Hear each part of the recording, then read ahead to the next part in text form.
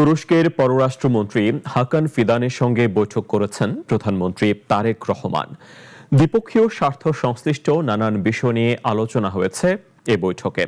এছাড়া দেশীয় প্রযুক্তিতে বিদ্যুৎ চালিত অ্যাম্বুলেন্স তৈরির উদ্যোগ এবং 25 কোটি বৃক্ষরোপণ কর্মসূচি নিয়েও সংশ্লিষ্টদের সঙ্গে বৈঠক করেন তিনি।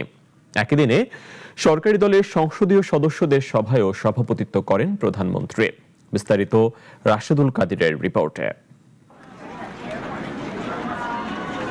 বৃহস্পতিবার 3 দিনের সফরে বাংলাদেশে আসেন তুরস্কের পররাষ্ট্রমন্ত্রী হাকান ফিদান।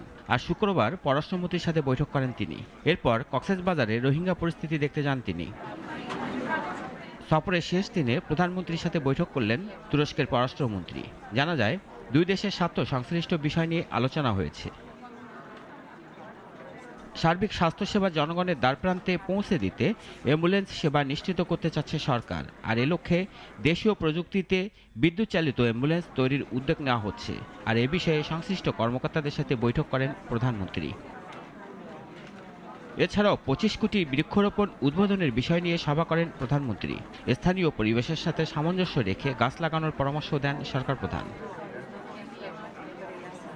অন্যদিকে আসন্ন বাজেট অধিবেশনকে কেন্দ্র করে জাতীয় সংসদ ভবনে সরকারি দলের সংসদীয় সদস্যদের সভা অনুষ্ঠিত হয়, যাতে সংসদ নেতা হিসেবে সভাপতিত্ব করেন তারেক রহমান। রাশেদুল কাদির, নাগরিক, ঢাকা।